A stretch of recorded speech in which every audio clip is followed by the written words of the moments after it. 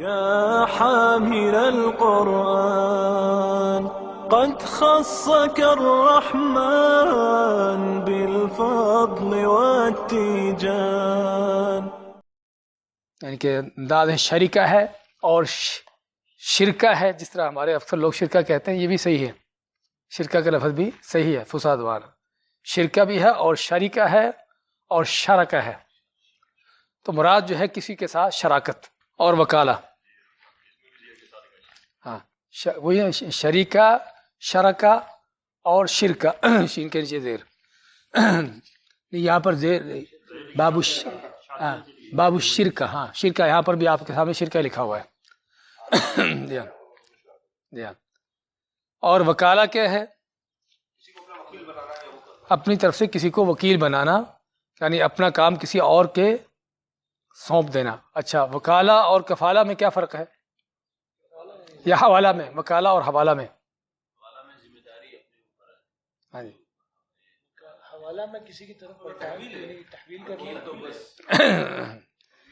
وکالہ میں کیا ہے؟ ہاں جی، حوالہ میں کسی چیز کو ٹرانسفر کرنا ہے، جبکہ وکالہ میں کیا ہے؟ کسی اپنی ذمہ داری کسی شخص کو دینا ہے. سمجھا نا یہ فرق دونوں کے اندر، کہ حوالہ میں کوئی چیز ٹرانسفر کرنا ہے، کہ مال جو میرے ذمہ تھا کسی اور کے ذمہ دے دیا. سمجھا نا، یہ حوالہ ہے. لیکن وکالہ کیا ہے؟ کہ جو کام میرا کرنے والا تھا، جو یعنی کہ مجھے جو کام کرنا تھا شخصی طور پر، ذاتی طور پر، وہ اپنا کام کسی اور کو سونپ دوں، یہ وکالہ ہے. تو دونوں میں یہ فرق ہے. بقالہ اور چیز ہے بھی. بقالہ جو ہے وہ بقالہ ہے. بقالہ کے معنی کیا ہے؟ جہاں پر یہ کھانے پینے کی خوردنوں کی چیزیں ہوتی ہیں، سمجھے نا، جس کو یہاں پر برادر بولتے ہیں. اچھا، شریکہ جو ہے ہم پڑھتے ہیں حدیث کو، اس کے بعد انشاءاللہ بیان کرتے ہیں، اس موضوع پر بات ہوتی ہے. جی ہاں پڑھیے. باب الشرکۃ والوکالۃ، شراکت اور وکالت کا بیان. عن ابی ہریرہ رضی اللہ تعالی عنہ قال قال رسول الله صلی اللہ علیہ وسلم قال الله تعالی انا ثالث الشریکین ما لم يخن احدهما صاحبه فاذا خان خرجت من بینهما. رواہ ابو داود وصححہ الحاکم. حضرت ابو ہریرہ رضی اللہ تعالی عنہ سے روایت ہے کہ رسول اللہ صلی اللہ علیہ وسلم نے فرمایا کہ اللہ جل شانہ کا ارشاد گرامی ہے کہ دو شراکت کرنے والوں میں تیسرا ہوتا ہوں تا وقت کہ کوئی ایک دوسرے سے خیانت نہ کرے. جو ہی ان میں سے کوئی ایک خیانت کا مرتکب ہوتا ہے تو میں ان کے درمیان سے نکل جاتا ہوں. ابو داؤد نے اسے روایت کیا ہے اور حاکم نے اسے صحیح کہا ہے. اچھا، یہ حدیث جو ہے اس میں پہلا فائدہ یہ ملتا ہے کہ شرکہ جو ہے وہ جائز ہے. شراکت جو ہے وہ جائز ہونے کی دلیل ہے، کیونکہ اللہ تعالیٰ خود فرماتا ہے کہ میں ثالث الشریک ہوں، کہ دو شریکوں کا تیسرا میں ہوں. تو یہ اس بات کی دلیل ہے کہ اللہ تعالیٰ کے ہاں یہ چیز جائز ہے اور قابل قبول ہے، بشرطے کہ وہ امانت داری کے ساتھ ہو، اس میں بددیانتی نہ ہو. تو اللہ تعالیٰ کی شراکت کا معنی کیا ہے؟ اللہ کے شریک ہونے کا.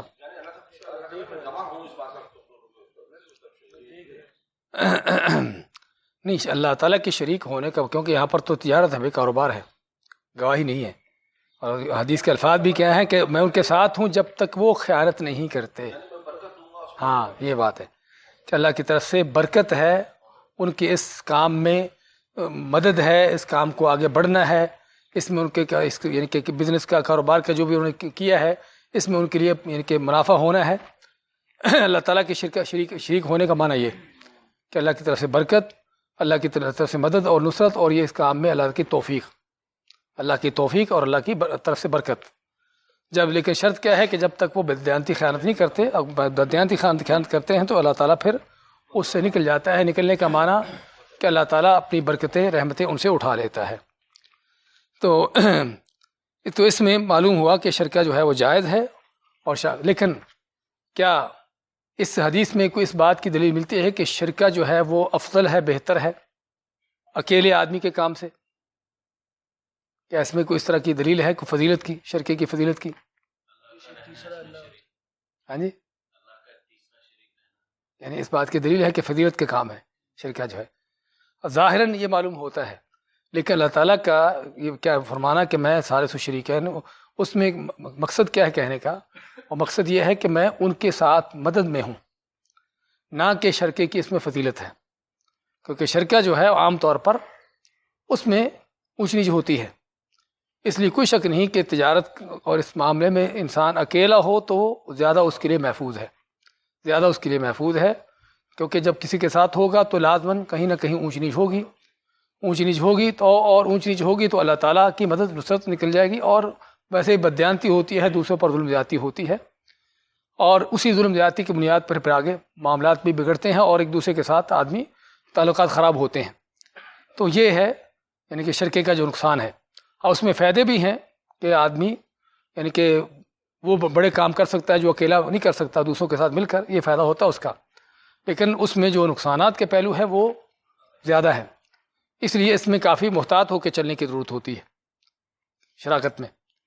تو لیکن اللہ تعالیٰ کا یہ فرمانا کہ میں ان کے ساتھ ہوں، وہ ساتھ ہونے کے اس میں اس بات کی ترغیب دلائی گئی ہے کہ اگر شرکہ کرنا جائز ہے، لیکن اس کو کرنے کی شرط کیا ہے کہ اس کو دیانتداری کے ساتھ کیا جائے، ایمانداری کے ساتھ کیا جائے، اس میں بددیانتی نہ ہو۔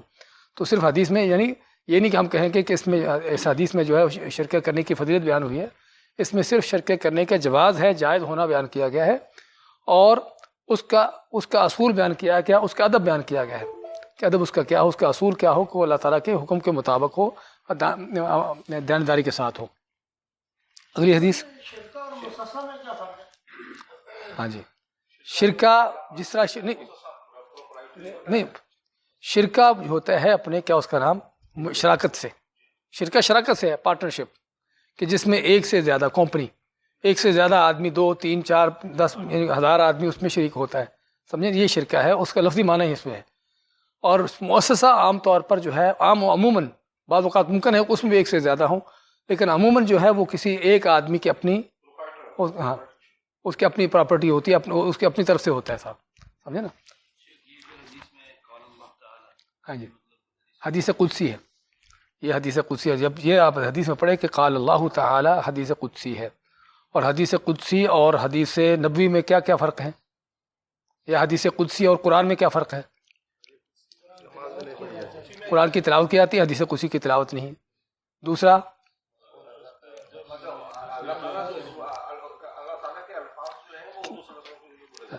لیکن قرآن بھی تو اللہ کے الفاظ ہیں، قرآن کو اللہ نے وحی کے شکل میں نازل کیا ہے، وحی کے انداز سے نازل کیا ہے، اور حدیث قدسی ضروری نہیں کہ وحی میں ہو، آپ کو الہام یا کسی بھی شکل میں دی جا سکتی ہے۔ اور تیسرا فرق کیا ہے؟ ہاں جی، ہاں، قرآن کی حفاظت کا ذمہ ہے، لیکن حدیث قدسی کے اندر حدیثیں اس میں ان کے ضعیف اس طرح کی چیزیں بھی آ سکتی ہیں اور ہیں، پائی گئی ہیں۔ اسی طرح قرآن کا پڑھنا عبادت ہے، تعبد ہے، ایک ایک حرف پڑھنے کے 10 نیکیاں ہیں، جبکہ حدیث قدسی جو ہے وہ علم کے طور پر تو عبادت ہے، لیکن بذات خود حدیث کے الفاظ کو پڑھنا کوئی عبادت نہیں ہے۔ تو یہ علماء نے بڑے بڑے فرق ذکر کیے ہیں۔ اچھا، اس کے بعد اگلی حدیث۔ وعن السائب المخزومي رضي الله تعالى عنه أنه كان شريك النبي صلى الله عليه وسلم قبل البعثة، فجاء يوم الفتح فقال مرحبا بأخي وشريكي، رواه أحمد وأبو داود وابن ماجه۔ السائب مخزومی رضی اللہ تعالیٰ عنہ سے مروی ہے کہ وہ آپ صلی اللہ علیہ وسلم کی بعثت سے پہلے آپ صلی اللہ علیہ وسلم کی تجارت میں شریک تھا، پھر وہ فتح مکہ کے موقع پر آیا تو آپ صلی اللہ علیہ وسلم نے فرمایا مبارک ہو میرے بھائی اور میرے شریک۔ اسے احمد، ابو داؤد اور ابن ماجہ تینوں نے روایت کیا ہے۔ یہ حدیث بھی شرکے کے جائز ہونے کی دلیل ہے کہ شرکہ جو ہے وہ جائز ہے، اور خود نبی صلی اللہ علیہ وسلم نے شراکت کی ہے، لیکن یہاں سے علماء نے ایک چیز کا ذکر کیا ہے، کیا کوئی عالم دین یا کوئی بڑا آدمی، امیر یا کوئی اس طرح کے لوگوں کو شراکت کرنا چاہیے یا نہیں کرنا چاہیے، ان کے لیے بہتر کیا ہے؟ تو بعض علماء کہتے ہیں کہ بہتر یہ ہے کہ اس طرح کے لوگوں کو شراکت نہیں کرنا چاہیے۔ کس وجہ سے؟ کیونکہ شراکت سے کیا ہوتا ہے کہ بعض اوقات لوگ ان کی عزت اور مقام کا خیال کرتے ہوئے اپنے حقوق ان کے لیے چھوڑتے ہیں، سمجھے نا۔ تو اس لیے یعنی کہ بعض علماء نے کہا ہے کہ بہتر ہے کہ اس طرح کے شخص جو ہیں جس کی کوئی شخصیت ہے، لوگوں کے اندر ان کی عزت و وقار ہے اور بڑی شخصیت ہے، تو اس کو چاہیے کہ اس طرح کی چیزوں میں نہ جائے، تاکہ یہ نہ ہو کہ لوگ اس کی اس عزت اور مقام کا، اس مرتبے کے خیال کی وجہ سے جو ہے اس کا خصوصی طور پر لحاظ کریں، خرید و فروخت میں، لین دین میں، ان چیزوں کے اندر، اور یہ چیز پائی جاتی ہے۔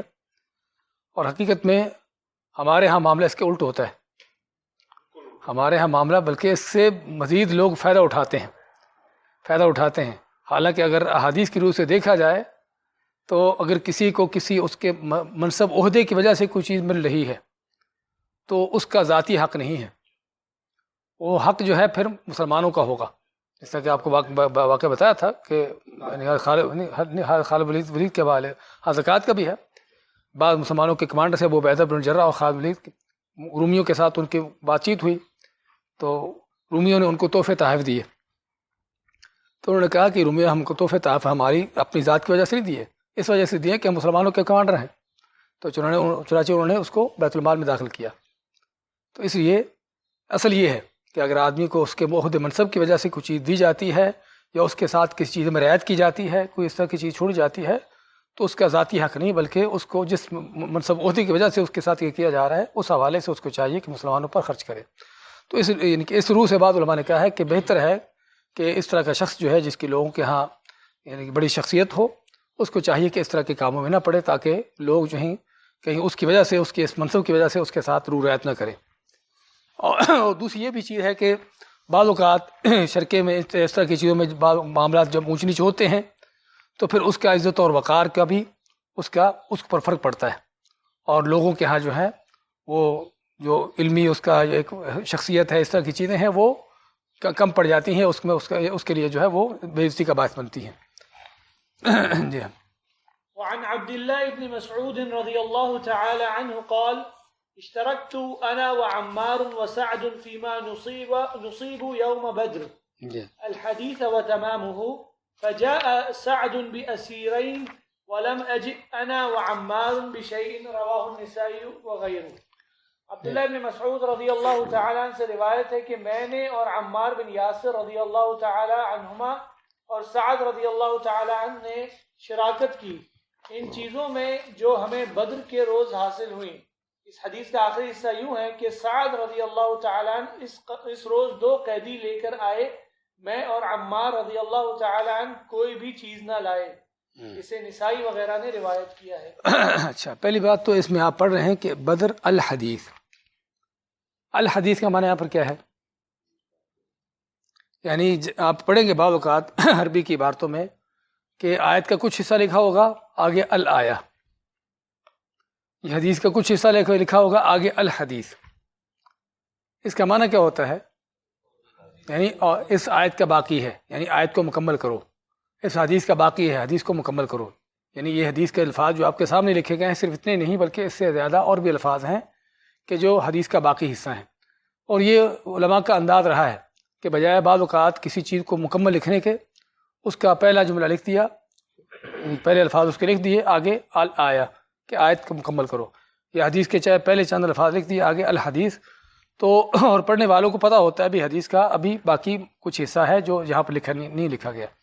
اس لیے یہاں پر جو ہے یعنی کہ الحدیث لکھنے کے بعد پھر ابن حجر نے مزید لکھا ہے اس حدیث کا مکمل حصہ کیا ہے، پھر وہ مکمل انہوں نے بتایا، بیان کیا کہ اچھا اس حدیث میں کیا معلوم ہوا؟ اس حدیث میں معلوم ہوا کہ حضرت عمار فرماتے ہیں کہ میں نے اور حضرت عبداللہ بن مسعود ماتے ہیں کہ میں اور حضرت عمار اور حضرت سعد تینوں صحابہ جو ہیں وہ شریک ہوتے ہیں، کس میں؟ بدر کی جنگ میں جو ہمیں حاصل ہوگا اس میں ہم شریک ہوں گے۔ بدر کی جنگ میں پہلے سے انہوں نے آپس میں طے کر لیا کہ اس جنگ میں جو ہمیں حاصل ہوگا اس میں ہم تینوں شریک ہوں گے۔ تو کہتے ہیں کہ اس کے بعد جب جنگ ہوئی تو کہتے ہیں کہ فجاء سعد بأسیرین، تو سعد جو ہیں وہ 2 قیدی لے کر آئے، تو لیکن عبداللہ بن مسعود آتے ہیں کہ میں اور عمار کچھ بھی نہ لا سکے۔ پہلی بات تو اس شراکت کو کیا بولتے ہیں؟ شراکت کی 2 بڑی قسمیں ہیں، شراکت کی 2 بڑی قسمیں ہیں، ایک شرکت الابدان اور دوسرا شرکت الاموال۔ ہاں، شرکت الاموال،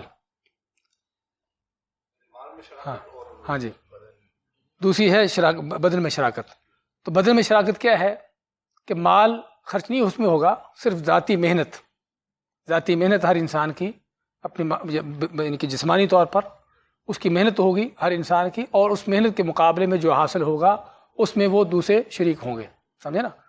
شریکت الاموال کیا ہے؟ اس کو شریکت العنان بھی کہتے ہیں، شریکت الاموال کو شریکت العنان۔ وہ کیا ہے کہ جس میں بعض اوقات اکیلا مال ہوتا ہے، اکیلا مال ہی شریک یعنی شرک اس کی شریک کیا جاتا ہے، اور بعض اوقات مال بھی اور بدن بھی، بلکہ ہم کہہ سکتے ہیں کہ شرکہ کی 3 قسمیں ہیں۔ شریکت الابدان ہے کہ جس میں صرف بدن ہے، صرف جسمانی مال نہیں ہے۔ شریکت الاموال ہے کہ جس میں صرف مالوں کی شرکت ہے، اور شریکت العنان ہے جس میں مال اور جسم دونوں کی شرکت ہے۔ اور تینوں ہی چیزیں پائی جاتی ہیں لوگوں کے اندر، کہ بعض اوقات صرف جسمانی محنت ہوتی ہے، اس میں مال خرچ نہیں ہوتا، جس طرح یہاں پر ہے۔ اس حدیث میں ان کی جسمانی محنت تھی۔ جسمانی محنت کیا تھی کہ وہ جنگ لڑتے ہیں، جنگ لڑنے کے بعد جو مال غنیمت اس میں آتا ہے یا قیدی ان کے ہاتھ میں آتے ہیں، کیونکہ جو کسی قیدی کو لے کے آتا ہے اس کو کیا ملتا ہے؟ ہاں جی ہاں جی نہیں ہے تو شریکت الابدان، لیکن جو قیدی کو لے کر آئے گا اس کو ملے گا کیا؟ جنگ میں کسی قیدی کو پکڑ کے لاتا ہے تو کیا وہ قیدی اسی کے حوالے کر دیا جائے گا یا اس کا غلام بن جائے گا؟ اصل یہ ہے کہ بیت المال میں ڈالا جائے گا، پہلی بات تو یہ ہے۔ تو پھر بیت المال میں ڈالنے کے یعنی کہ جو مسلمانوں کا کمانڈر امیر ہے وہ کیا کرے گا؟ اس کے بدلے میں اس کو انعام دے گا۔ اب بعض اوقات قیدی بھی اس کو دے سکتا ہے، قیدی بھی اس کو دیا جا سکتا ہے۔ بعض اوقات مسلمانوں کا کمانڈر امیر فیصلہ کرے گا، بعض اوقات قیدی بھی اس کے حوالے کر سکتا ہے بھی یہ تیرا غلام ہے، تجھے یعنی کہ تیرے سپرد کیا جاتا ہے، انعام کے طور پر قیدی اس کے حوالے کر سکتا ہے۔ بعض اوقات قیدی کو جو ہے وہ یعنی کہ مسلمان کمانڈر اپنے انڈر لے لیتا ہے اور اس کو جو ہے اس کی جگہ پر کوئی انعام دیتا ہے۔ اور بدر میں تھا ایسا، اسی میں حضرت بلال کا جو آقا تھا کیا؟ امیہ بن خلف، تو عبد الرحمن بن عوف اور ان کے بیٹوں نے اس کو پکڑا ہوا قیدی بنا کر، تو لے جا رہے آپ صلی اللہ علیہ وسلم کے پاس، تو حضرت بلال نے کہیں دیکھ لیا تو کہنے لگے اگر آج یہ بچ گیا تو پھر میں نہیں بچتا، تو آئے اس کو قتل کرنے حضرت بلال۔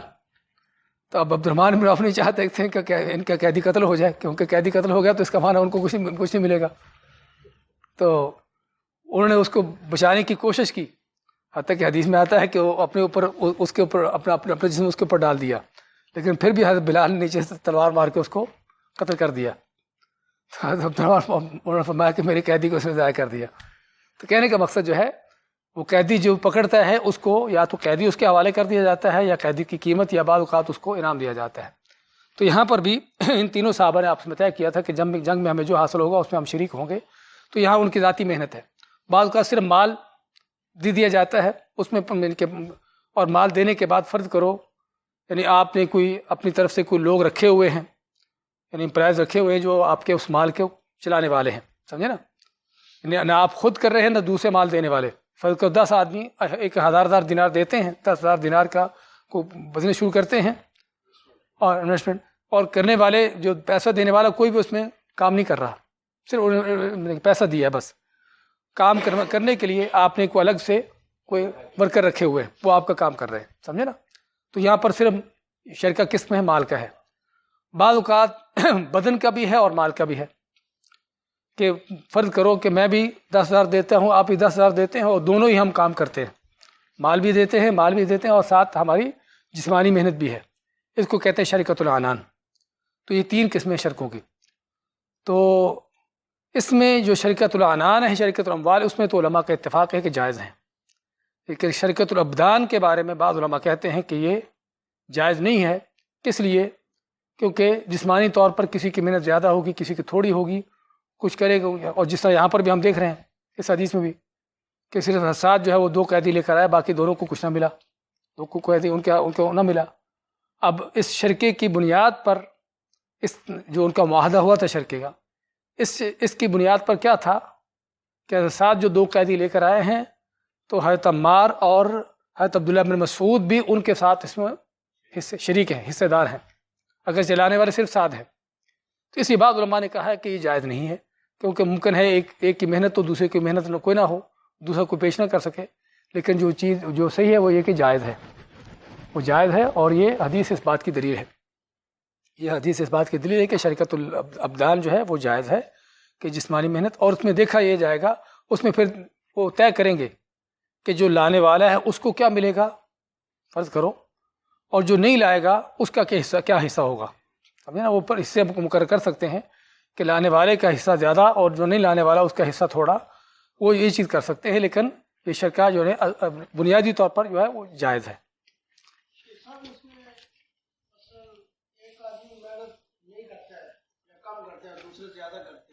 ہاں اس لیے کہتا ہے نا، جو زیادہ کرتے ہیں پھر ان کا زیادہ حصہ ہوگا،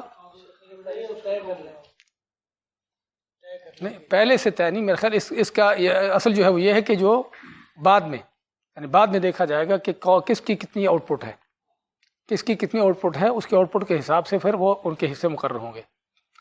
اچھا، حدیث جو ہے اس میں کلام ہے، لیکن جو شرکا جو ہے وہ یعنی کسی بتایا نا کہ اس جن علماء نے اس کا کہا ہے کہ یہ جائز نہیں ہے، ان کی یہ بھی حجت ہے۔ کہاں لکھا ہوا ہے؟ ہاں یہ حدیث ضعیف ہے، اس لیے اس کی روایت کا وہ جی ہاں، اس ضعف کے باوجود شرک کو اللہ تعالیٰ نے باطل قرار دیا ہے، اور یہ آیت نازل ہوئی قل الانفال للہ والرسول۔ لیکن جو یعنی کہ علماء کا صحیح قول ہے وہ یہ ہے کہ جائز ہے، کیونکہ یہاں پر جو قل الانفال للہ والرسول جو ہے وہ یہ ہے کہ انفال جو ہے مال غنیمت جو ہے، پہلے کیا تھا کہ لوگ سمجھتے تھے کہ جو لائے گا اسی کا حصہ ہوگا، تو اس آیت میں یہ حکم دیا گیا کہ اصل جو ہے مال غنیمت کی تقسیم لوگوں کے ہاتھ میں نہیں ہے، اور اللہ اس کے رسول کی طرف ہے، کیونکہ اسلام سے پہلے کیا ہوتا تھا کہ جنگ ہوتی، اور جنگ میں جس کے ہاتھ جو لگ گیا وہ اس کا ہے، قیدی آ گیا، اس کے ہاتھ میں مال آ گیا، کچھ بھی آ گیا، اسی کا حصہ سمجھا جاتا تھا۔ لیکن اور صحابہ نے جنگ بدر میں یہی سمجھا، جنگ بدر میں ان کے یہی تصور تھا جو اسلام سے پہلے کا تھا، کہ جو جس کے ہاتھ آ گیا وہ اس کا مالک ہے۔ تو اس چیز پر اللہ تعالیٰ نے سورۃ انفال کی شروع کی آیت نازل فرمائی قل الانفال للہ والرسول، کہ انفال سے مراد مال غنیمت جو ہیں وہ اللہ اس کے رسول کے ہیں، اللہ اس کے رسول کے ہونے کا معنی کہ اس کا حکم، اس کی تقسیم اللہ کے اس کے رسول کے حکم کے ساتھ ہے، اس لیے پھر وہ کیا یعنی کہ حکم کیا دیا گیا کہ اس کو آنے والی چیز کو بیت المال میں جمع کیا جائے، یعنی مسلمانوں کے کمانڈر اس کو ایک جگہ پر جمع کرے، اور جمع کرنے کے بعد پھر جو ہے وہ جو لڑنے والے ہیں، جہاد کرنے والے ہیں، ان میں تقسیم کرے۔ ان میں تقسیم بھی ایک جیسی نہیں ہے، ان میں تقسیم بھی مختلف انداز سے ہے۔ جو گھڑ سوار ہے اس کے 3 حصے ہیں، جو اونٹ پر ہے اس کے 2 حصے ہیں، جو پیدل ہے اس کا 1 حصہ ہے، سمجھے نا۔ اسی طرح جنگ میں جو یعنی کہ شروع میں جنگ لڑنے والے ہیں جس کو ہراول دستہ بولتے ہیں، سمجھے نا، ان کے لیے اور حصہ ہے، جو آخر میں جانے والے ہیں ان کا اور حصہ ہے۔ تو کہنے کا مقصد اس میں یعنی کہ سبھی کے حصے برابر نہیں ہیں، وہ حصے اسی انداز سے ہوں گے جس انداز سے ان کا جنگ میں حصہ ہے یا ان کا یہ معاملہ ہے۔ تو اس لیے یعنی کہ اس آیت میں یہ نہیں کہ مال غنیمت ان کو ویسے ہی ان سے ختم کر دیا گیا، بلکہ مال غنیمت کا حکم جو ہے اللہ تعالیٰ نے اپنے رسول کو دے دیا، اپنے ہاتھ میں لے لیا، جو پہلے جاہلیت میں تھا کہ جس کے ہاتھ میں جو آ گیا اس کو مل گیا، وہ چیز اس کو ختم کیا گیا۔ لیکن یہ حدیث جو ہے اس کو علماء نے دلیل بنایا ہے کہ شریکت الابدان جو ہے وہ جائز ہے۔ اچھا، یہاں سے شرکہ کا حکم ختم ہو گیا۔ اچھا، شرکہ میں دوسری جو چیز ہے وہ کیا ہے؟ ایک شرط کہ شراکت کی بنیادی شرط یہ بھی ہے کہ اس میں حصے جو ہیں وہ نسبت سے ہوں، حصے جو ہے وہ نسبت سے ہوں، پہلے سے فکس نہ ہو۔ اگر فکس ہے تو وہ جائز نہیں ہے۔ یعنی نسبت کے معنی پرسنٹیج، کہ یعنی کہ 2 آدمی یعنی کہ یا 3 آدمی، جتنے بھی آدمی اس میں شریک ہوتے ہیں، تو جتنا جس کا مال اس میں شامل کیا گیا ہے یا جتنا جس کا جسمانی طور پر اس میں اس کی محنت ہے، اسی لحاظ سے اس کی پرسنٹیج ہوگی۔ تو اس میں طے کر لینا کہ میں آپ کو بھی 50,000 دینار دیتا ہوں، آپ اس کو اپنے کاروبار میں لگائیے، اور آپ نے مجھے ہر مہینے کا 3,000 دینا ہے۔ تو یہ جو ہے یہ سود نہیں، بلکہ یہ لاٹری میں جوئے میں آتا ہے، یہ جوئے میں آتا ہے۔ تو یہ جائز نہیں ہے، کیونکہ ممکن ہے فائدہ تھوڑا ہو، ممکن ہے زیادہ ہو، ممکن ہے بالکل نہ ہو، نقصان ہو جائے، تو یہاں پر پھر کیا ہے کہ وہ جو دینے والا ہے اس کا فکس اس کو مل رہا ہے، تو یہ جائز نہیں. لیکن اس میں پرسنٹیج طے کر لی جائے، اور پرسنٹیج تھوڑی ہو زیادہ ہو جتنی بھی وہ آپس میں طے کر لیں، یعنی فرض کرو ایک کی 20% ہو، دوسری کو 80% ہو، تو جتنا بھی ان کا طے ہو جائے اس پرسنٹیج کے تحت جو ہے وہ ایک دوسرے کے ساتھ شراکت کریں گے، نہ کہ کوئی طے شدہ مال کے ساتھ کہ اتنا فکس جو ہے اس کو کرنا جائز نہیں ہے. ہاں، نفع نقصان میں دونوں میں شریک ہوں گے، وہی نفع نقصان میں، الا یہ کہ اگر مال بالکل ختم ہو جاتا ہے جو راس المال، تو وہ کیا کام کر، ایک آدمی نے مال دیا ہے، دوسرا آدمی کام کر رہا ہے، تو اب جو یعنی کہ نقصان اتنا ہوا، ایسا نقصان ہوا کہ وہ جو راس المال آپ نے دیا تھا وہ سارا کا سارا ختم ہو گیا، تو کیا آپ جو کام کرنے والا اس پر ڈالیں گے؟ نہیں، اس پر نہیں ڈالیں گے، الا یہ کہ اگر اس کی اپنی غلطی کی وجہ سے، اس کی اپنی لاپرواہی کی وجہ سے ہوا ہے تو پھر دیکھا جائے گا. ورنہ اصل یہ ہے کہ اگر وہ امانتداری کے ساتھ کر رہا تھا کام، اور جس طرح کام کرنے کا اصول ہے اس کے مطابق اس نے کام کیا ہے، اور پھر نقصان ہو گیا تو پھر اس پر نہیں ڈالا جائے گا. یہ ہے. اور ہمارے ہاں یہ جہالتیں چلتی ہیں کہ آپ کے ساتھ آپ کو کسی نے پیسہ دیا اور آپ کا نقصان ہو گیا، آپ سے آ کے مطالبہ کرے گا بھی میرا پیسہ نکالو. یہ سراسر غلط ہے، شرعی طور پر جائز نہیں ہے. اس میں دیکھا جائے گا اگر اس کی کوئی لاپرواہی نہیں ہے، اس نے کوئی بددیانتی نہیں کی، کوئی اس طرح کا معاملہ نہیں کیا کہ اس پیسہ نقصان ہوا ہے، تو پھر جو ہے وہ اس سے مطالبہ نہیں کیا جائے گا. ہاں، اگر اس نے کوئی اس طرح کی چیزیں کی ہیں تو پھر وہ قاضی جج دیکھے گا کہ اس میں کیا نقصانات کے پہلو ہیں، کتنا نقصان اس نے کیا ہے، اور پھر بھی وہ اس کے اوپر اتنا نقصان ڈالا جائے گا جتنا اس نے کیا ہے. آگے وکالہ کا شروع ہوتا ہے. وعن جابر بن عبد الله رضي الله تعالى عنهما قال أردت الخروج إلى خيبر فأتيت النبي صلى الله عليه وسلم فقال إذا أتيت وكيلي بخيبر فخذ منه 15 وسقا. رواه أبو داود وصححه. حضرت جابر بن عبداللہ رضی اللہ تعالیٰ عنہ سے روایت ہے کہ میں نے خیبر کی طرف جانے کا ارادہ کیا تو میں رسول اللہ صلی اللہ علیہ وسلم کی خدمت میں حاضر ہوا. آپ صلی اللہ علیہ وسلم نے ارشاد فرمایا کہ جب تو خیبر میں میرے وکیل کے پاس پہنچے تو اس سے 15 وسق وصول کر لینا.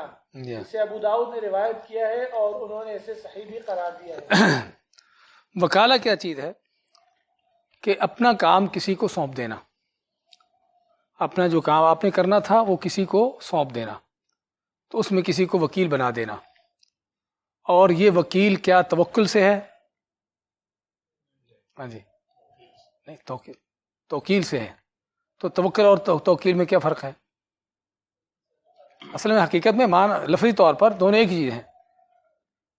تو توکل جو ہے وہ اللہ پر اعتماد، بھروسہ. یہاں پر توکیل کے اندر بھی یہ چیز ہے کہ آپ نے جس کو وکیل بنایا اپنا، اس کے اوپر آپ نے ایک طرح کا اعتماد کیا ہے، لیکن وہ توکل کے اس سے مختلف ہے. کس لحاظ سے؟ کہ توکل میں آپ کا اعتماد ہے اللہ تعالیٰ کے اوپر معنوی اعتبار سے اور ان چیزوں کے لحاظ سے. یہاں پر توکیل میں کیا ہے؟ آپ کا صرف اس کے ظاہری معاملات پر اس کے صرف ظاہری معاملات پر آپ نے اس کے اوپر اعتماد کیا ہے، سمجھے نا، اور اس کو ایک خاص ذمہ داری دی ہے صرف اس چیز پر کہ اس چیز میں آپ نے یہ کام کرنا ہے. تو دونوں میں فرق ہے کہ توکل میں کیا ہے کہ آدمی اللہ تعالیٰ کا محتاج ہے، اللہ تعالیٰ کا فقیر ہے، اور اللہ تعالیٰ کے اوپر اس کا یقین، توکل، بھروسہ ہے. یہاں پر کیا ہے کہ جو موکل ہے، وکیل بنانے والا، اس کا رتبہ مقام زیادہ ہے اور وکیل کا کم ہے، کیونکہ وکیل اس کے ماتحت ہے کہ وہ جس چیز کا اس کو حکم دے گا، جو چیز کرنے کو کہے گا وہی کرے گا، دوسری نہیں کرے گا، سمجھے نا. اس لیے دونوں میں بہت بڑا فرق ہے، توکل اور اپنے. ہاں، وہی توکل عبادت ہے نا. اس لیے کیونکہ نہیں، اصل میں میں اس لفظ کو اس لیے لایا ہوں کہ بعض اوقات لوگ کہتے ہیں بھی اب دیکھو آپ اللہ، یعنی کہ اگر لوگوں کو بھی تو اپنا وکیل بناتے ہو نا، اللہ تعالیٰ بھی وکیل ہے، حسبنا اللہ ونعم الوکیل، اور لوگ بھی وکیل ہیں، تو دونوں میں کیا فرق ہے؟ ہم کہیں کہ دونوں کے اندر یہ فرق ہے کہ اللہ کے وکیل ہونے میں اور لوگوں کے وکیل ہونے میں یہ فرق ہے کہ اللہ تعالیٰ کے وکیل ہونے میں بندہ جو اللہ تعالیٰ پر توکل کرتا ہے، وکیل بناتا ہے، وہ خود اللہ کا محتاج ہے، اللہ کا فقیر ہے، اور اللہ تعالیٰ کے اپنے کام کو اس کے سپرد کر دیتا ہے کہ تو نے کرنا ہے، اس کی توفیق وہی چیز ہوتی ہے، سمجھے نا.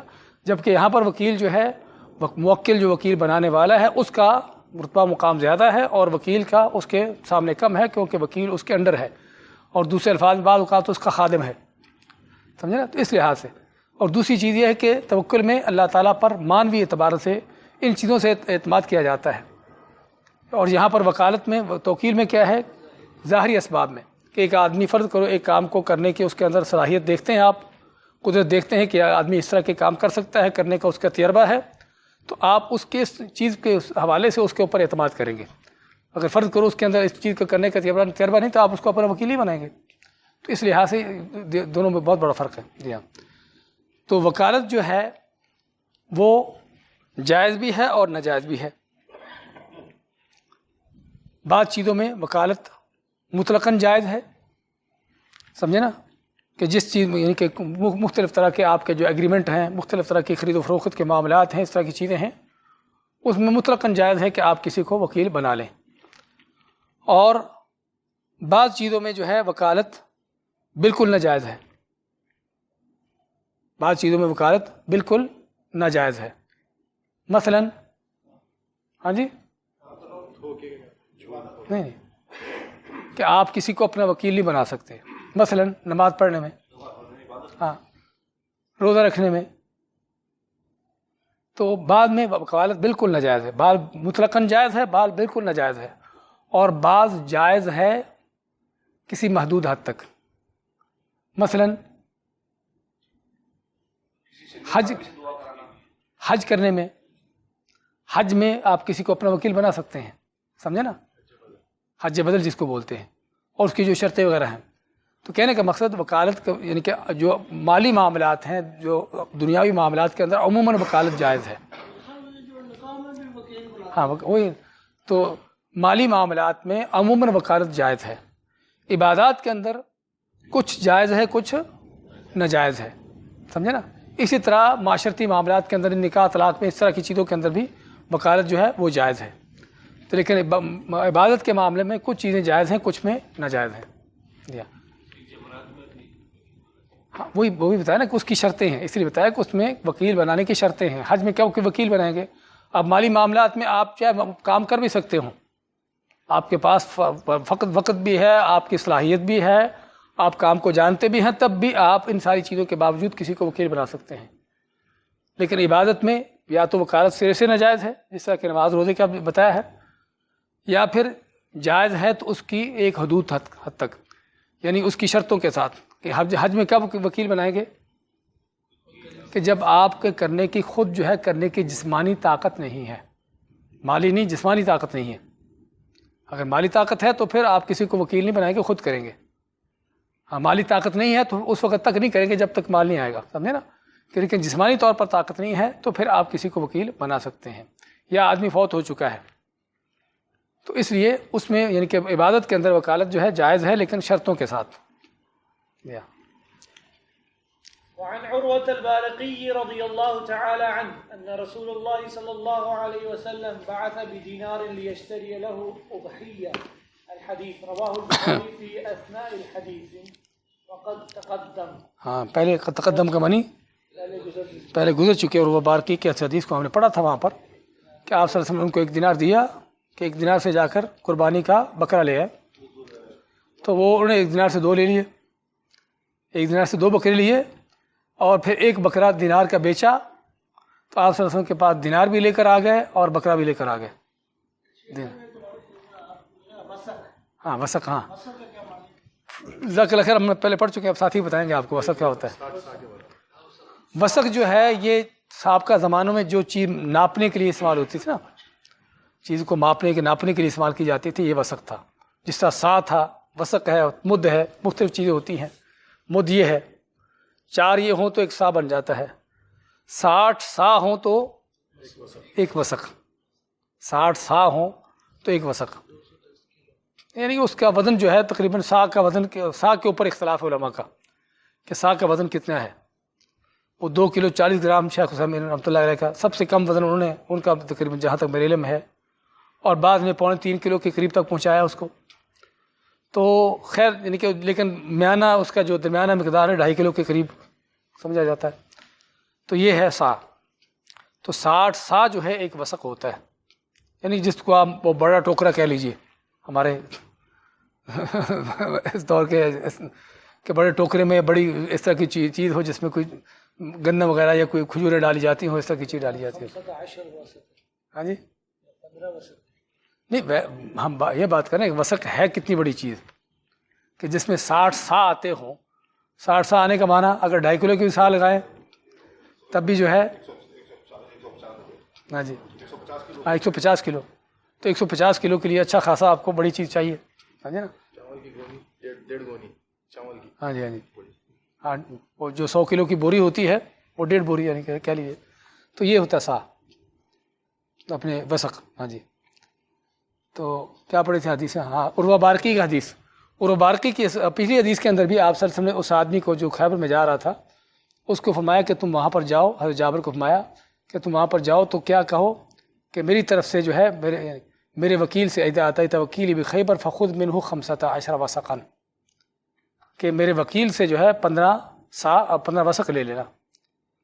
تو اس میں جو ہے وکیل کو اجازت ہے کہ یعنی کہ وکیل کو جو ہے اجازت ہے کہ اس کو جو ذمہ داری سونپی گئی ہے وہ اپنی طرف سے ساری چیزیں کر سکتا ہے.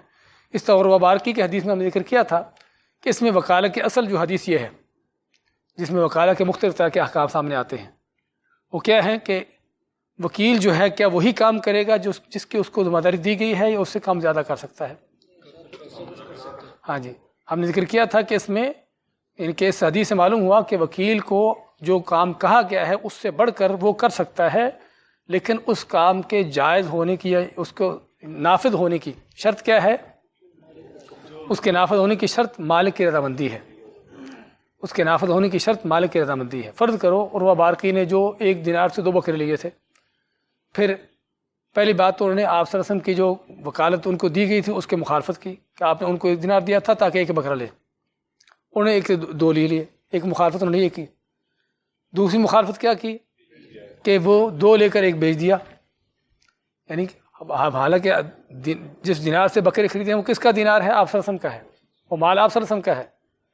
تو خود ہی انہوں نے اپنی طرف تصرف کرتے ہوئے 1 بکرا آپ کے جو بکرے یعنی چونکہ دینار سے جو بکرے خریدے آپ کے ہیں، آپ کے سمجھے جائیں کہ آپ کا مال ہے، تو آپ کے بکروں میں سے 1 بکرے کو بغیر آپ کی اجازت کے بیچ دیا اور بیچا بھی دینار کا. فرض کرو.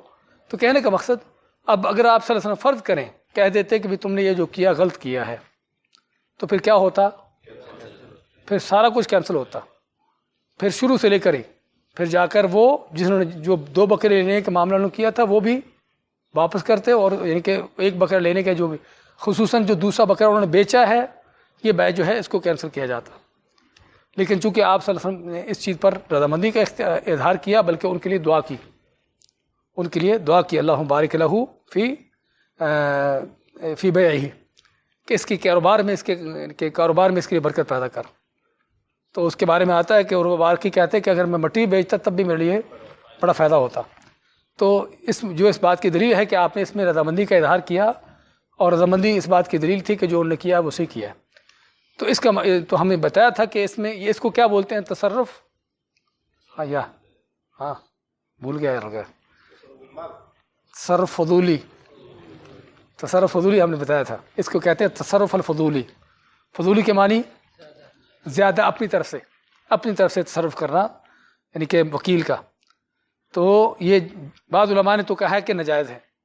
ہم نے ذکر کیا تھا وہاں پر بھی کہ اس میں علماء کا اختلاف ہے تصرف فضولی کے اندر، کہ بعض علماء کہتے ہیں کہ بالکل ناجائز ہے کیونکہ وکیل اصل اپنے موکل کے جس نے اس کو وکیل بنایا اس کے اندر ہے کہ جو اس کو کہا گیا ہے اس کا فرض بنتا ہے اتنا ہی کرے، وہی کرے، اسے آگے پیچھے نہ ہو. لیکن جو صحیح قول ہے وہ یہ ہے کہ تصرف فضولی جو ہے وہ جائز ہے اور یہ حدیث اس کی واضح دلیل ہے. لیکن اس کی شرط کیا ہے کہ توقیر کرنے والا جو موکل ہے وکیل بنانے والا اس کی اجازت ہو. اگر وہ اجازت نہ دے، وہ رضامند نہ ہو، تو پھر جو ہے یہ اس کا تصرف کیا ہوا معاملہ جو ہے وہ جائز نافذ نہیں ہوگا، وہ نافذ نہیں ہوگا، اس کو کینسل کیا جائے گا.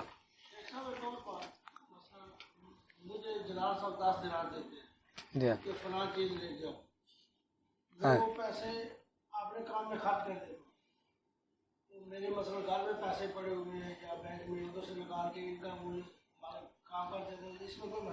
بھی اس میں مسئلہ اس وقت ہے کہ ہم جب یہ کہیں فقہاء نے لکھا ہے یہ اگر آپ کو یہ کہیں کہ بھی یہ نوٹ 10 دینار کا آپ نے فلاں کو جا کر دینا ہے، سمجھے نا، پھر آپ کو اجازت نہیں کہ آپ اس کو کسی اور نوٹ سے بدلیں، پھر آپ کے لیے ضروری ہے کہ آپ وہی جا کر دیں۔ لیکن اگر آپ کو یہ کہیں بھی یہ 10 دینار ہیں فلاں کو جا کر دے دو، اب فرض کرو جاتے جاتے رستے میں آپ کو خود اس 10 دینار کی کوئی ضرورت پڑ گئی، کام کر لیا اور گھر پہنچتے یعنی اس آدمی تک پہنچنے تک آپ نے فرض کرو گھر سے ہو کے جانا تھا، اور آپ کو پتا ہے میں گھر سے ہو کے جا رہا ہوں، گھر سے 10 دینار لے لوں گا، تو مشکل نہیں ہے۔ لیکن اگر تعیین کر دی کہ یہ دراہم، یہ دینار، یہ روپیہ ہے، یا یہ نوٹ جو ہے یہ آپ نے فلاں کو دینا ہے، تو یہاں پر آپ کو پھر وہی دینا ہوگا، اس کو چینج نہیں کر سکتے۔ مقصد اگر وہ چیز بے عینی ہی ہے، چیز متعین چیز ہے، اس کو تبدیل نہیں کریں گے۔ اگر چیز کی قیمت ہے تو اس کو آپ، وہ قیمت اگر اتنی چیز قیمت اس کی ویلیو ہے تو وہ آپ کر سکتے ہیں، لیکن اس میں بھی شرط ہے کہ اونچ نیچا ہو کوئی، یعنی فرض کرو اگر فرض کرو یعنی آپ کو یہ کہا کہ ابھی جا کر دو، اب آپ نے فرض کرو خرچ کر لیے اور اس کے لیے متبادل انتظام کرتے کرتے آپ کو ٹائم لگ گیا، آپ لیٹ ہو گئے، تو پھر جائز نہیں ہے، سمجھے نا، کیونکہ آپ کو جو مدد دی گئی تھی اس میں آپ نے تاخیر کی۔ تو لیکن اگر تاخیر نہیں ہے، آپ جا رہے ہیں ادھر اور جاتے جاتے آپ کو 10 دینار کی ضرورت پڑ گئی پہلے کام کی، اور راستے میں آپ کا گھر ہے، تو آپ چاہے وہ سیدھے بھی چلے جاتے تب بھی آپ کا ٹائم وہی لگتا، اور رک کر یعنی کہ کام اس میں چند لمحات کا آگے پیچھے ہونا، یہ معمولی چیزیں ہیں جو عام طور پر لوگ جو ہیں جن کو یعنی کہ ان کے ہاتھ درگزر ہوتی ہے، تو اگر ایسی چیز ہے تو مشکل نہیں ہے۔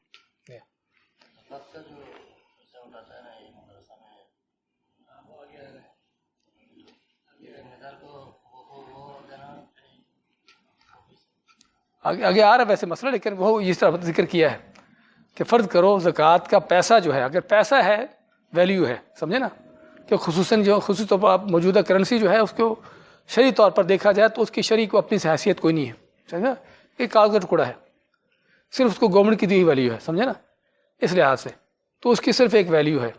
لیکن فرض کرو اگر ہم کاغذ کے کرنسی کے بجائے اگر فرض کرو جانور لے لیں، کسی نے آپ کو بکرا دیا زکوٰۃ کا، تو اب آپ اس بکرے کو دوسرے بکرے کے ساتھ بدلیں، یہ جائز نہیں ہے۔ اصل یہ ہے کہ اسی چیز کو دیا جائے، وہی چیز دی ہے۔ اور زکوٰۃ کے بارے میں ان شاء اللہ نہیں، اصل یہ چیز ہے، ہاں الا یہ کہ اگر وہ چیز وہاں پر پہنچنا ممکن نہ ہو، یعنی فرض کرو آپ کو کوئی بکرا دیتا ہے، یہ بکرا بنگلہ دیش میں پہنچا دو، یا یہ بکرا وہاں پر آپ نے کھلانا ہے، تو اب آپ اس کو یہاں سے تھوڑا باہر بھیجیں گے جیسا بھی، تو آپ فرض کرو اس کو بیچ کر اسی کی بکرے کی قیمت کا اسی طرح کا یا اس سے بہتر بکرا وہاں پر خرید کر لوگوں کو کھلا دیں، یہ چیز ہو سکتی ہے۔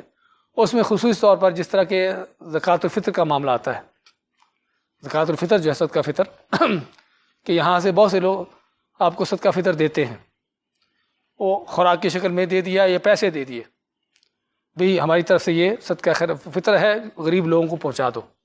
اب آپ کو یہاں پر غریب لوگ نہیں ملتے، یا دیکھتے ہیں کہ یہاں کے لوگ مستحق نہیں ہیں، تو آپ کیا کرتے ہیں کہ وہ اپنے ملک میں بنگلہ دیش، پاکستان، انڈیا جہاں بھی ہیں وہاں پر پہنچا دیتے ہیں۔ اب وہاں پر پہنچانے کے لیے آپ گندم چاول تو نہیں پہنچائیں گے نا، آپ کیا کریں گے؟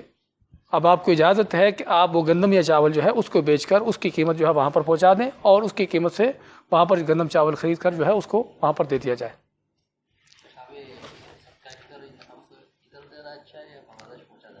اگر یہاں پر زیادہ محتاج ہے تو یہاں پر اصل یہ ہے کہ یہاں پر دیں، لیکن یہاں پر محتاج کم ہی ہیں۔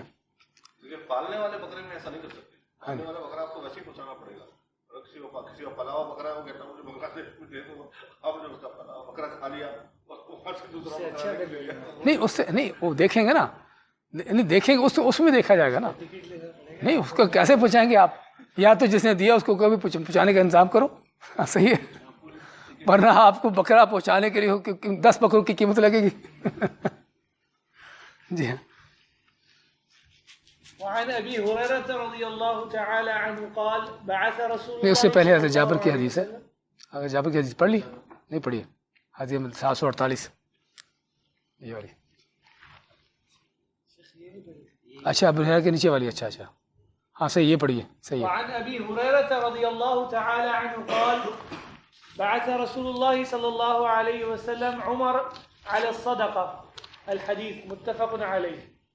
حضرت ابو ہریرہ رضی اللہ تعالیٰ عنہ سے روایت ہے کہ رسول اللہ صلی اللہ علیہ وسلم نے حضرت عمر رضی اللہ تعالیٰ عنہ کو زکوٰۃ وصول کرنے پر تحصیلدار مقرر فرمایا. جی ہاں. اب اس میں صرف انہوں نے اس حدیث کا ٹکڑا اتنا سا ذکر کیا ہے، اور یہ امام بخاری کا انداز کہ امام بخاری لمبی حدیث میں سے صرف اتنی سی حدیث لیں گے جو ان کے اس موضوع سے متعلقہ ہے. حالانکہ حدیث لمبی ہے، اس لیے انہوں نے آگے کیا لکھا ہے؟ الحدیث، کہ حدیث کا باقی ہے جو مکمل نہیں ہوا یہاں پر. لیکن ابن حجر نے جو ان کو چاہیے تھا حکم، صرف اتنا سا جملہ ذکر کیا کہ آپ صلی اللہ علیہ وسلم حضرت عمر کو جو ہے زکوٰۃ وصول کرنے پر جو ہے اپنا وکیل مقرر کیا، جس میں اس بات کی دلیل ہے کہ عبادات کے اندر بھی وکالت جائز ہے، لیکن ہر عبادت کے اندر جسے ہم ذکر کیا ہے کہ زکوٰۃ لینے پر، زکوٰۃ تقسیم کرنے پر، تو اس طرح کی چیزوں پر وکالت جائز ہے، کسی کو وکیل بنایا جا سکتا ہے. لیکن نماز، وضو، روزہ، اس طرح کی بعض چیزیں ہاں وہی ہے. لیکن بعض عبادتیں بدنی بھی ہیں نا، جس طرح حج ہے، حج بدنی بھی ہے اور مالی بھی ہے. تو بعض بدنی، اور ممکن ہے بعض اوقات صرف بدنی ہو، بعض اوقات صرف بدنی ہو. قربانی بدنی عبادت ہے، تو بلکہ حج بھی بعض اوقات صرف بدنی ہو سکتا ہے کہ آدمی مکہ میں رہتا ہے، وہاں سے پیدل وہ مینا چلا جائے، پیدل عرفات چلا جائے، سارا گھوم پھر کے اس نے حج کر لیا، اس کا 1 روپیہ بھی خرچ نہیں ہوا، سمجھے نا، ہو سکتا ہے یہ بھی. تو اس لیے اس میں کوئی بدنی یا مالی کی لمٹ نہیں ہے. بس یہ ہے کہ بعض عبادات جس میں توکیل کی گنجائش آتی ہے یا توکیل کرنا جائز ہے، تو وہ، اور بعض علماء کہتے ہیں کہ بعض وہ عبادتیں کہ جس کا براہ راست انسان کی نیت سے تعلق ہے کہ دوسرا اس کی نیت کر سکتا ہی نہیں، اس میں توکیل نہیں ہے، جس طرح کہ روزہ ہے یا نماز ہے. لیکن بعض وہ عبادتیں جس میں دوسرے کی نیت بھی اس میں شریک ہو سکتی ہے، دوسرا بھی نیت کر سکتا ہے. جس طرح کہ زکوٰۃ آپ میری طرف سے نکال دیں، میری زکوٰۃ جو ہے آپ وہ ادا کر دیں، سمجھے نا، اور نیت آپ کی کیا ہو کہ فلاں کی طرف سے ہے. تو اس طرح کی چیزیں جائز ہیں. ہاں وہ تو یعنی کہ وارثوں کے لیے ہے نا، وارثوں کے لیے، لیکن تو اس کو ہم توکیل نہیں کہیں گے، وہ توکیل نہیں ہے. جی ہاں. اچھا، یہاں پر تو اس حدیث کا مکمل کیا ہے؟ آگے ذرا پڑھیے حاصل کلام میں. حاصل کلام، اس حدیث کو یہاں وکالت کے اس بات میں نقل کیا گیا ہے.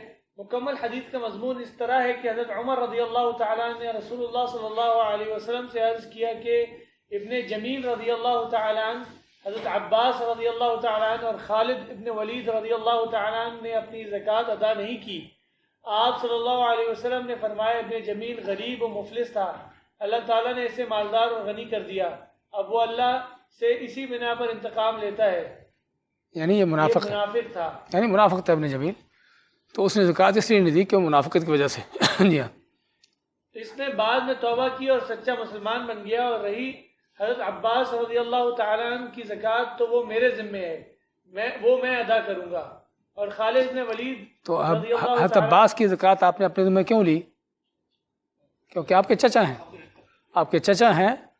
تو حضرت عباس نے یعنی کہ اگر، اور آپ نے ذمے لینے کا معنی کیا ہے، مقصد کیا ہے؟ کہ تاکہ لوگوں کو بتایا جائے کہ اگر انہوں نے نہیں دی تو یہ نہیں کہ معاف ہوگی، بلکہ وہ ادا ہوگی. اگر انہوں نے نہیں دی تو میں ان کی طرف سے میں دیتا ہوں. تو آپ صلی اللہ علیہ وسلم کا یہ کیا بیان کرنے کا مقصد یہ ہے کہ لوگوں کو اس چیز کا بتانا کہ یہ چیز ضروری ہے اور اس کی ادائیگی ضروری ہے. اگر دینے والا بعض نے نہیں دی تو میں اس کو ادا کرتا ہوں. اور اس سے معلوم کیا ہوا، ایک حکم اور ملا کہ اگر جس پر زکوٰۃ فرض ہے اگر وہ نہیں دیتا اور اس کی جگہ پر اس کا کوئی رشتہ دار نکال دیتا ہے تو اس کی زکوٰۃ ادا ہو جائے گی، اس کی زکوٰۃ ادا ہو جائے گی. لیکن بعض علماء نے شرط رکھی ہے کہ زکوٰۃ دینے والا زکوٰۃ کا منکر نہ ہو، زکوٰۃ کا منکر نہ ہو کہ میں نہیں زکوٰۃ دیتا. یا تو منکر ہونے کا معنی کہ زکوٰۃ کا ویسے انکار کرے، زکوٰۃ ہے ہی نہیں، یا زکوٰۃ دینے کا ہر دھرمی کے ساتھ انکار کرے کہ میں زکوٰۃ دیتا ہی نہیں. تو اس حالت میں اگر کسی کو اس کی طرف سے زکوٰۃ نکال دے تو اس کی زکوٰۃ ادا ہو جائے گی. لیکن اگر وہ ویسے ہی کہتا ہے کہ میں زکوٰۃ دوں گا ہی نہیں، یا زکوٰۃ کا ویسے ہی انکار کرتا ہے، تو پھر اس کی طرف سے زکوٰۃ اگر کوئی ادا کرتا ہے تو اس کو اس کا جو فرد ادا نہیں ہوگا، اس کا فرد ادا نہیں ہوگا، اس کے اوپر باقی رہے گا، کیونکہ وہ خود اپنی سطح پر جو ہے اس کا انکار کر رہا ہے. جی. اور خالد ابن ولید رضی اللہ تعالیٰ کا حال تمہیں معلوم ہی ہے کہ اس نے اپنے ورثہ اور مال و اپنا ورثہ اور مال و متاع اللہ کے لیے وقف کر رکھا ہے، تو اس سے زکوٰۃ کا تقاضا کیسا؟ اس سے معلوم ہوا کہ سربراہ مملکت یعنی کہ حضرت خالد بن ولید جو ہے اس سے تم کس بات کی زکوٰۃ لے رہے ہو؟ وہ تو ہر چیز کو اللہ کی راہ میں لگائے ہوئے ہیں. ان کا جو مال ہے، جو ان کے پاس ہے، وہ سارا اصلے میں، سارا ان کا وقت بھی اس طریقے سے اسرا میں، تو تم اسے اس زکوٰۃ کے مطالبے کر رہے ہو. جی ہاں. اس سے معلوم ہوا کہ سربراہ مملکت زکوٰۃ وصول کرنے کی ذمہ داری کسی مناسب شخص پر ڈال سکتا ہے. جی ہاں. اگلی حدیث پڑھیے. وعن جابر رضی اللہ تعالی عنہ ان النبی صلی اللہ علیہ وسلم نحر 63 وامر علیا رضی اللہ تعالی عنہ ان يذبح الباقی. الحدیث رواہ مسلم. حضرت جابر رضی اللہ تعالیٰ عنہ سے روایت ہے کہ نبی صلی اللہ علیہ وسلم نے 63 اونٹ خود نحر کیے اور حضرت علی رضی اللہ تعالیٰ عنہ کو فرمایا کہ باقی وہ ذبح کر لیں. جی ہاں. یہ حجۃ الوداع کے موقع پر آپ نے 100 اونٹ کو ذبح کیا، اور یہ قربانی تھی یا ہدی تھی؟ یہ آپ کی ہدی تھی. ہدی اور قربانی میں کیا فرق ہے؟ ہدی وہ جانور جو حج کی وجہ سے ذبح کیا جاتا ہے، یا کہ کعبہ کی خاطر، یعنی اللہ تعالیٰ کے لیے رضا کے لیے کعبہ میں بیت اللہ میں جا کر ذبح کیا جاتا ہے، جس کو ہدی کا لفظ اہدا سے ہے، یعنی ہدیہ کے شکل، کہ کعبہ کی خاطر جس کو ہدیہ کیا جاتا ہے.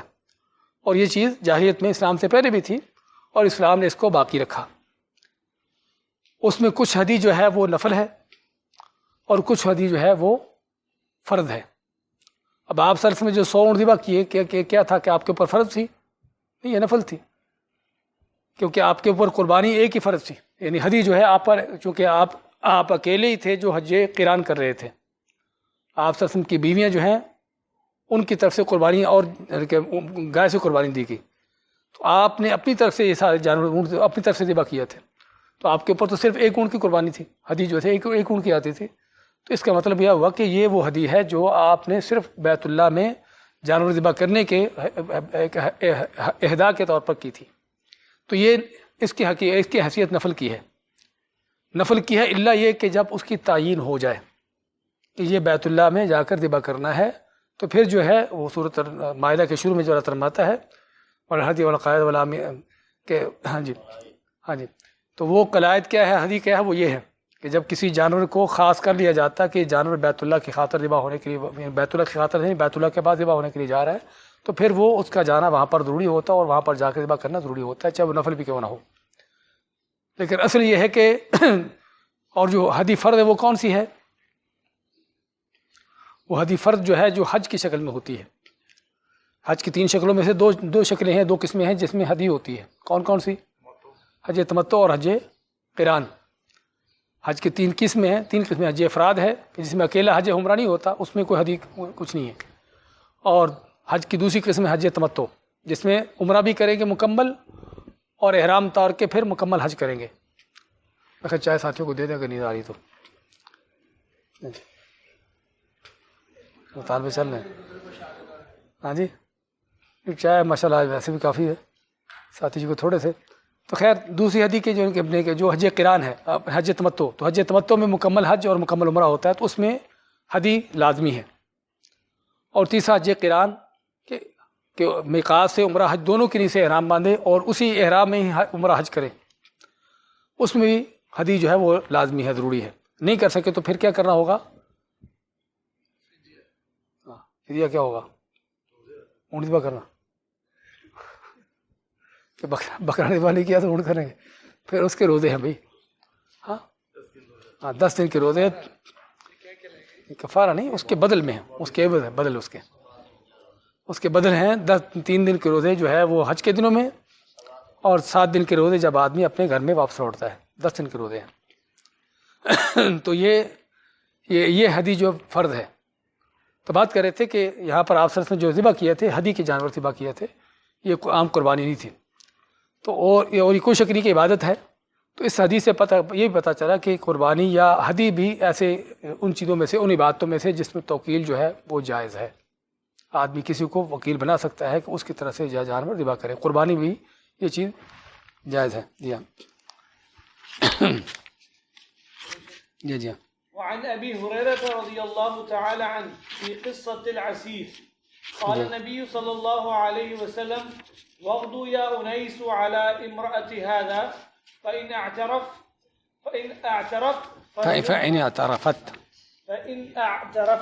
فرجمها. الحدیث متفق علیہ. حضرت ابو ہریرہ رضی اللہ تعالیٰ عنہ سے مروی ہے کہ نبی کریم صلی اللہ علیہ وسلم نے مزدور کے قصے میں ارشاد فرمایا تھا کہ اے انیس اس عورت کے پاس جاؤ، اگر وہ تسلیم کر لے تو اسے سنسار کر دو. جی ہاں. اب اس حدیث میں ہمیں کیا ملا؟ پہلا حکم تو یہ ملا کہ حدود میں بھی توکیل جائز ہے.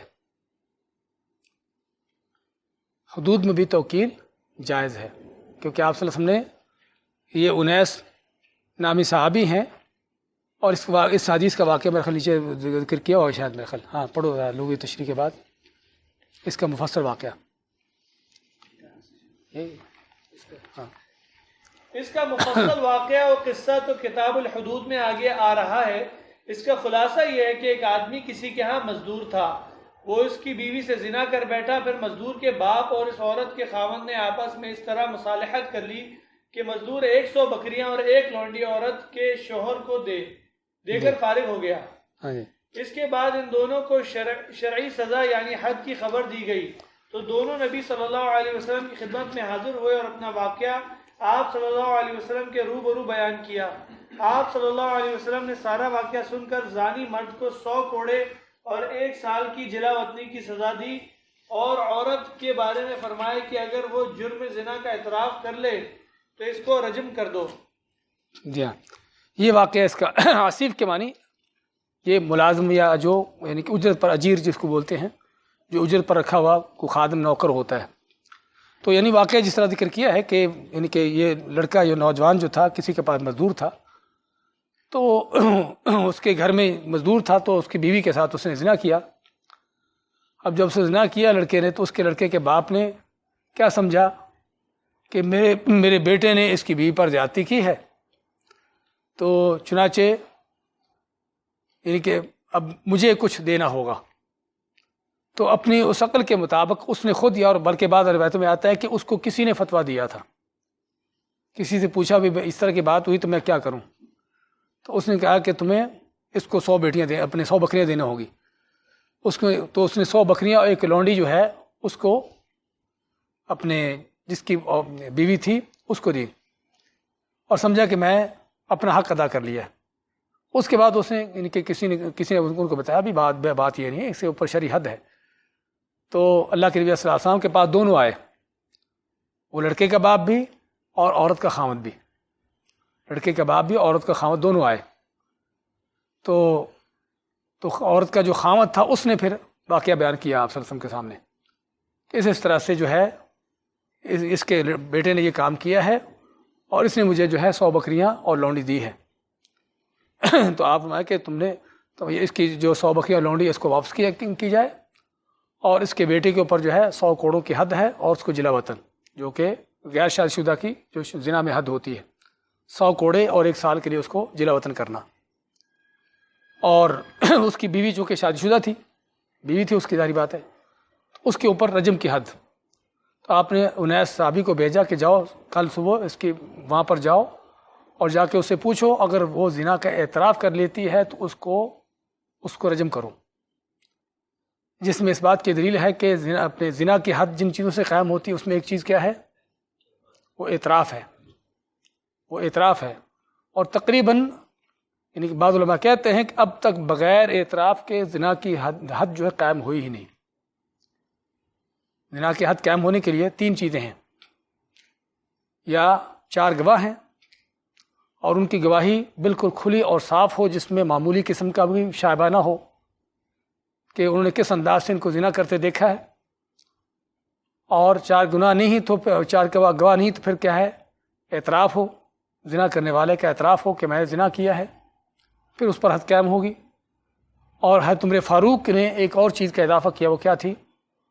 او الحبل کہ حمل کا ٹھہر جانا، عورت فرض کرو غیر شادی شدہ ہے اور حاملہ ہو جاتی ہے، یا اس کا خامد فوت ہو چکا ہے یا طلاق ہو چکی ہے، کس طرح سے اس کا خامد نہیں اس کے پاس اور حاملہ ہو جاتی ہے، تو وہ بھی اس بات کو بھی، اس چیز کو بھی انہوں نے جو ہے وہ زنا کی حد قائم کرنے کے لیے یعنی کہ اس کو حجت اور دلیل قرار دیا۔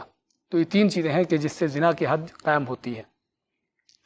تو یہاں پر آپ میں کہ اس کو جاؤ اور اس کی بیوی اگر اعتراف کرتی ہے زنا کا تو اس پر حد قائم کرو۔ تو اس میں دلیل کیا ملی کہ شرعی حدود کو قائم کرنے میں بھی وکالت جائز ہے، اور حقیقت میں وکالت صرف اس حدیث میں نہیں، اصل حدود قائم کرنا کس کا فرض ہے، کون کرتا ہے؟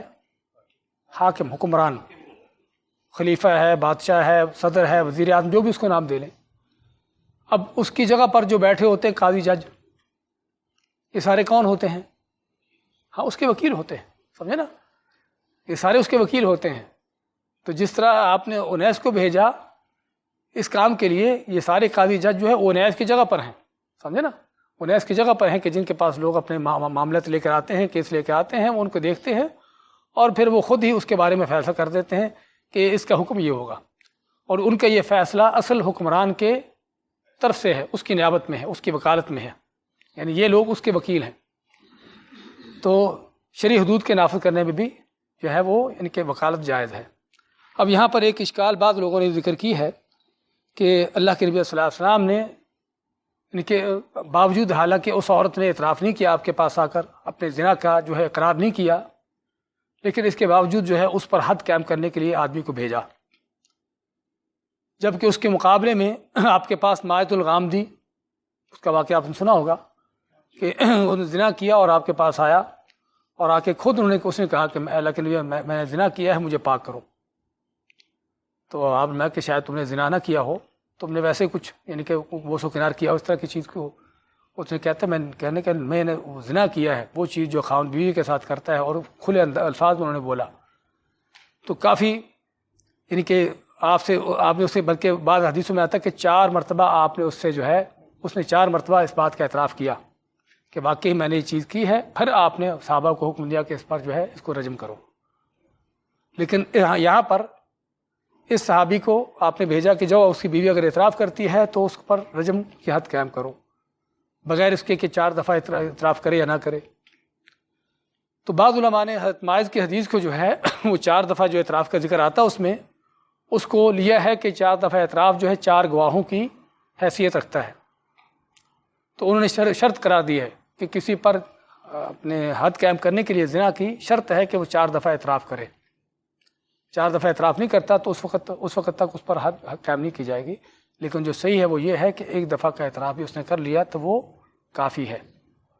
تو ماعز کے بارے میں جو 4 دفعہ کا ذکر آتا ہے وہ صرف آپ کو، چونکہ اس کے بارے میں شک تھا کہ شاید اس کو زنا کا پتہ نہ ہو، زنا کو جانتا نہ ہو کہ زنا کیا ہوتا ہے، اور جو کچھ اس نے زنا نہیں کیا، کوئی اور چیز کر لی، اس کو زنا سمجھ لیا، تو اس لیے آپ صلی اللہ علیہ وسلم نے اس سے بار بار اس چیز کی تاکید کروائی، یعنی کہ آپ نے اس سے 4 دفعہ اعتراف کروایا، بلکہ بار بار آپ نے اس سے جو سوال کیے پوچھا وہ صرف تاکید کے لیے، کہیں یہ نہ ہو کہ اس کو زنا کا پتہ نہ ہو، کہ زنا کو جانتا نہ ہو اور کسی چیز کو زنا سمجھ کر اپنے اوپر حد قائم کرنے کا مطالبہ کر لیا ہو۔ تو آپ نے اس لیے اسے بار بار تاکید کرائی، حتیٰ کہ 4 مرتبہ اس نے واقعی کھلے طور الفاظ میں کہہ دیا تھا، اعتراف کر لیا، تو اس کے بعد آپ نے اس کے اوپر حد قائم کی۔ تو ورنہ جو ہے اعتراف 1 مرتبہ ہی کافی ہے، 1 مرتبہ ہی کافی ہے، اور یہ حدیث اس بات کی دلیل ہے کہ اگر 1 دفعہ بھی اعتراف کر لیتا ہے کوئی شخص، مرد ہو یا عورت ہو، اپنے یعنی کہ زنا کا اس طرح کی چیز کا، تو اس پر حد جو ہے وہ قائم ہوگی۔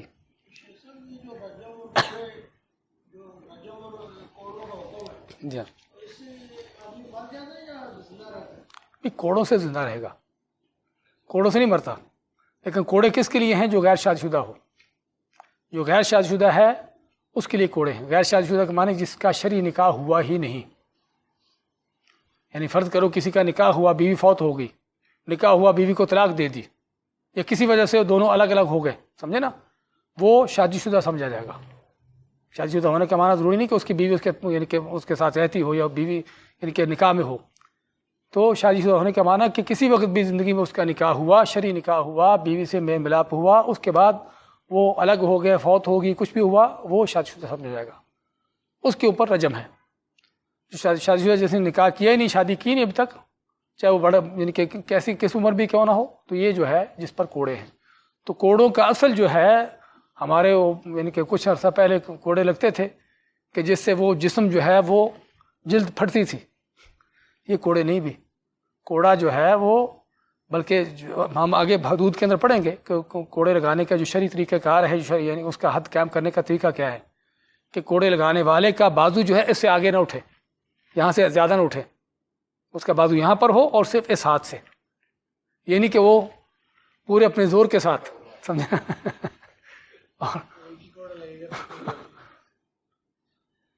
تو لیکن رجم جو ہے وہ تو ظاہری بات ہے، اس لیے رجم جو ہے وہ تو اس کو مارنے کے لیے ہے، وہ تو اس کو مارنے کے لیے کہ پتھر مار مار کر اس کو جب تک نہیں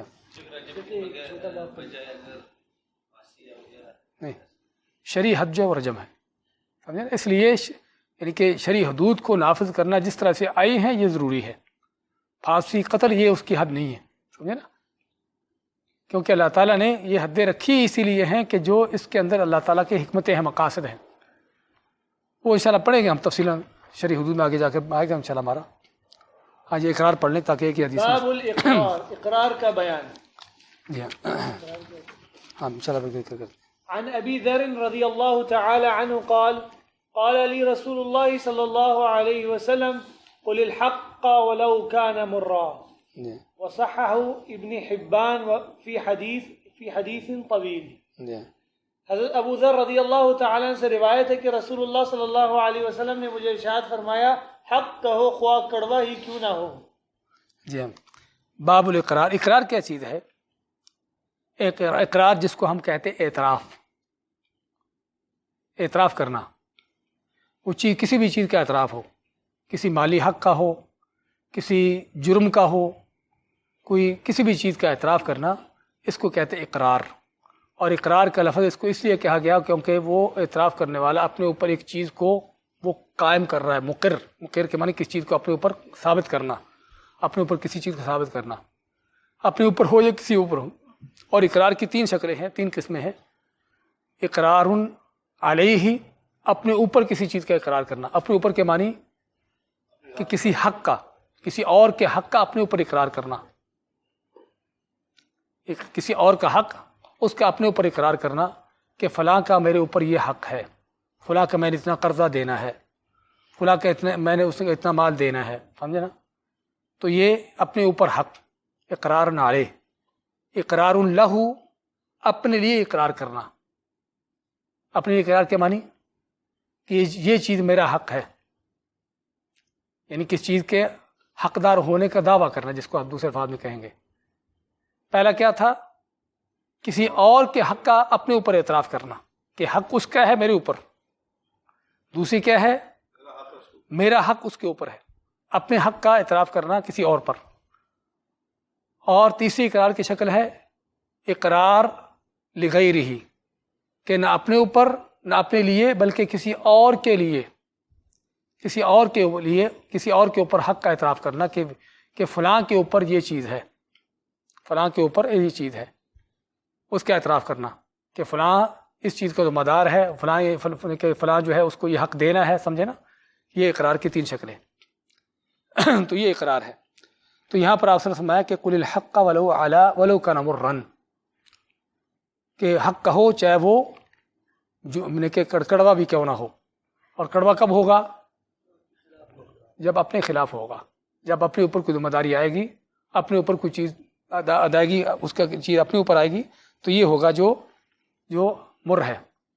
اس لیے میں کہ چاہے اپنے اوپر بھی کوئی ذمہ داری کیوں نہ آتی ہو تو اس کا اقرار کرو، اس کو حق کہو. اور اسی چیز کو اللہ تعالیٰ باتیں ہیں قرآن کریم میں، یا ایھا الذین آمنوا، کون سی آیت ہے جس میں کونوا قوامین بالقسط شہداء للہ ولو علی انفسکم، کہ گواہی قائم کرو اللہ تعالیٰ کے لیے انصاف کے ساتھ، چاہے اپنے بھی خلاف کیوں نہ ہو، والدین کے خلاف، اقربین کے خلاف بھی کیوں نہ ہو. تو اسی میں ہے کہ گواہی قائم کرنا، اقرار کرنا کس چیز کا، چاہے اپنے بھی خلاف کیوں نہ ہو. تو یہ اقرار ہے. تو اقرار کا نتیجہ کیا ہے؟ اس کا نتیجہ یہ ہے کہ آدمی جس چیز کا اپنے اوپر اعتراف کرتا ہے، اقرار کرتا ہے، پھر اس کا وہ ذمہ دار ہوتا ہے. یعنی فرض کرو میں نے اقرار کیا کہ میں نے فلاں کا 1000 دینار دینا ہے، یہ اقرار اپنے اوپر ہے. تو اگر اس چیز کا اقرار کر لیا تو میں اس چیز کا ذمہ دار ہوں، بشرطے کہ اقرار کرنے والا وہ شرعی اپنے عقلی طور پر ان چیزوں کے لحاظ سے جو ہے وہ جائز تصرف ہو، واقعی عقل مند ہو، ہوش و حواس میں ہو، نشے میں نہ ہو، اس طرح کی چیزیں نہ ہوں. تو اگر اس چیز کا اعتراف کر لیتا ہے، اقرار کر لیتا ہے، تو وہ اس کو جس چیز کا اس نے اقرار کیا ہے اس کا وہ ذمہ دار ہوگا. اور اگر وہ بعد میں پھر جاتا ہے، انکار کر دیتا ہے، پھر کیا حکم ہے؟ کیا اس کا انکار اس کے کیے ہوئے اقرار کو کینسل کر دے گا؟ ہاں اس میں علماء کا اختلاف ہے.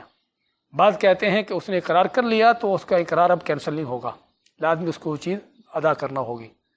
لیکن بعض کہتے نہیں، اگر اس نے انکار کیا ہے اور انکار کرنے کی کوئی وجوہات ہیں، کوئی قرائن ہیں، وہ پڑھا تھا نا قرائن ہم نے، یعنی کہ قرائن کے معنی کوئی ایسی آس پاس دلیلیں ہیں، کوئی اس طرح کی چیزیں ہیں کہ واقعی پتہ چلے گا کہ اس نے جو اقرار اپنے اوپر کیا تھا غلط کیا تھا، صحیح نہیں تھا.